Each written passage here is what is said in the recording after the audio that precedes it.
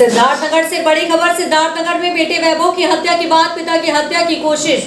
आपको बता दें, पुत्र खोने का दुख पुलिस की जांच प्रणाली से शुभ। परिवार और खुद की सुरक्षा की फिक्र यह सब देखा गया। डुमरियागंज से रहे पूर्व विधायक प्रेम प्रकाश उर्फ जीपी तिवारी के मुख पर आज डुमरियागंज में मिठास कैफे पर प्रेस कॉन्फ्रेंस के दौरान से अपनी पीड़ा बता रहे थे पूर्व विधायक जीपी तिवारी। कुछ वर्ष लखनऊ में पूर्व विधायक के पुत्र की हत्या 16/12/2016 को कर दी गई थी, जिसकी पुलिस जांच से नाखुश जीपी तिवारी ने कहा कि अगर पुलिस ने सही दिशा में जांच की होती तो और भी नामों का खुलासा होता। 319 में एक नाम या दो नाम, जो भी नाम बढ़ाना होता है तो लोग एप्लीकेशन देते हैं, उस पर जीरा चलती, बहस चलती, 319 कायम होता है। तो 319 तो जज साहब के बयान से ही कायम हो गया।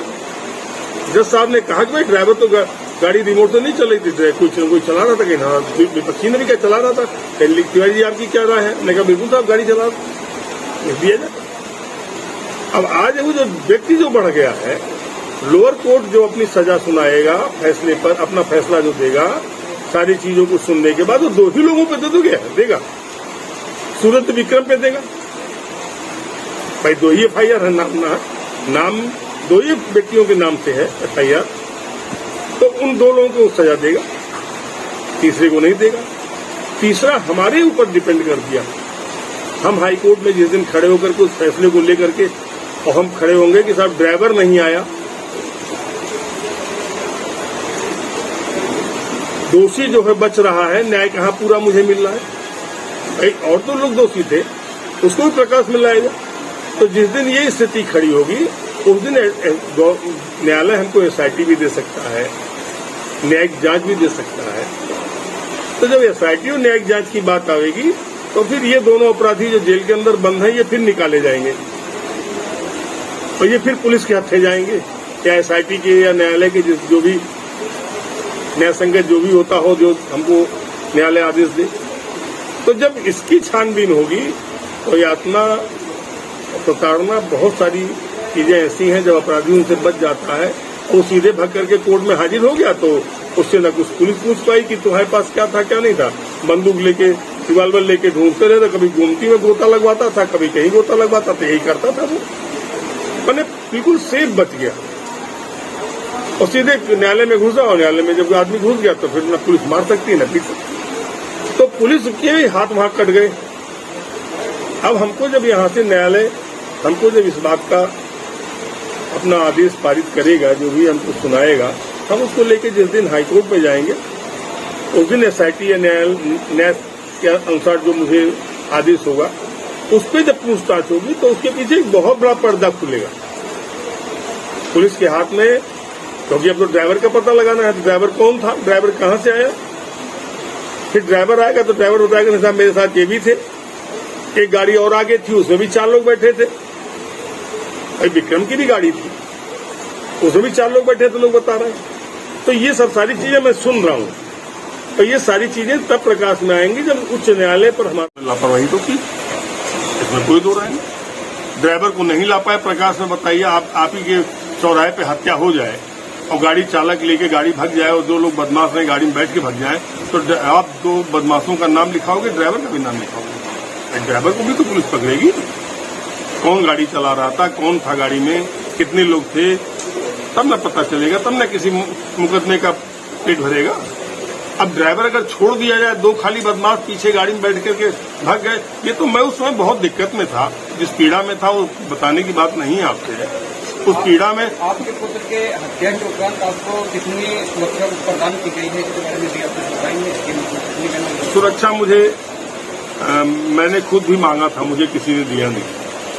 मैंने खुद कहा था, तो अरविंद जी थे प्रमुख सचिव गृह, वो हमारे पूर्व संपर्कों में थे, हम कई बार रहे विधायक, तो वो मैं गया उनके पास, हमने कहा इस तरह की स्थिति है, हमारे गवाह भी हैं, उनको भी सुरक्षा चाहिए, हमें भी चाहिए, और चाहिए भी सुरक्षा, नहीं भाई देंगे कैसे काम चलेगा।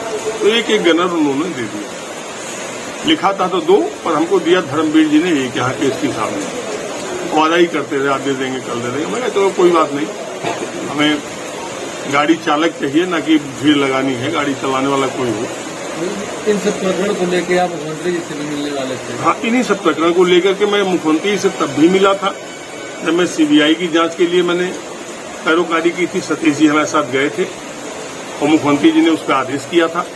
तो आदेश आने के बाद फिर अब दोबारा डीपीओटी पूछता है, डिपार्टमेंट है सीबीआई का, डीपीओटी नाम उसका दिल्ली में। तो डीपीओटी ने फिर पूछा होगा इनसे।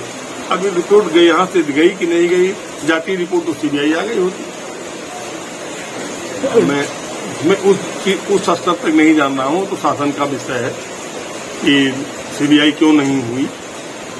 2022 विधानसभा चुनाव को लेकर आपकी क्या रणनीति है? अरे यार, विधानसभा इसमें कहाँ से आ गया?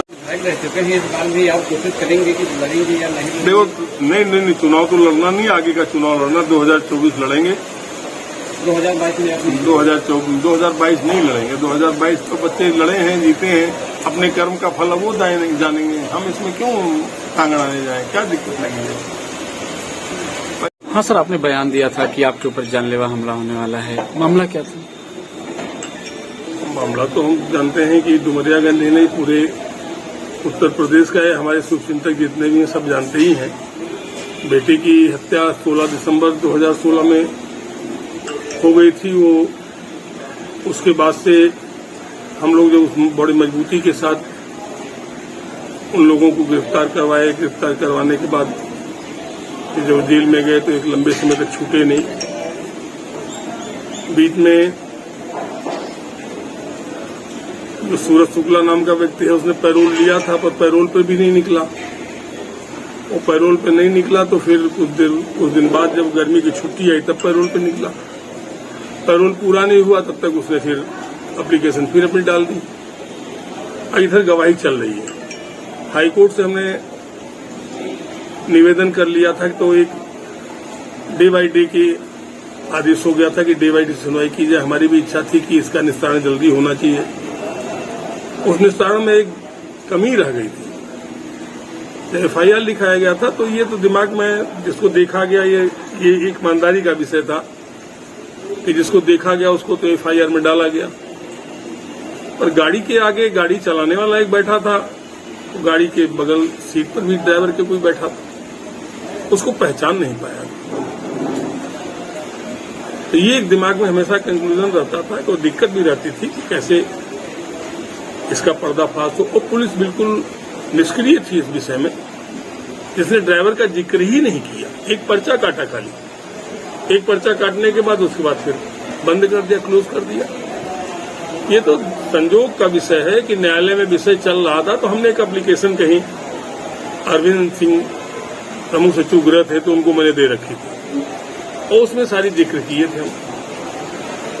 हमने जिक्र किया तो उन्होंने बैठ के सुना बहुत चाव से। तो आना जाना रहता था। तो उन्होंने कहा तिवारी जी मुझे आप सारी बात बताओ। तो हमने बताया। हमने कहा भाई साहब मैं देखा तो जरूर 2 लोग बैठे हैं, तो मैंने अज्ञात में क्यों नहीं डाल दिया? हमने कहा हाँ ये तो गलती हुई, अज्ञात में मैं नहीं डाल पाया। मैंने जिसको देखा सोचा बहुत बड़ा मुकदमा है, हत्या का मुकदमा छोटा मुकदमा नहीं होता है। मेरा बेटा ही गया है, किसी दूसरे का बेटा अनावश्यक क्यों फंसाया जाए जब तक मैं किसी को जानूं ना। तो इसलिए मैंने नाम केस करने में बिल्कुल अपने आप को अलग किया। और हमने सोचा कि चलो पुलिस के लोग हमारी मदद कर रहे हैं, निश्चित तफ्तीश में कहीं न कहीं से ढूंढ करके ड्राइवर को ले आएंगे।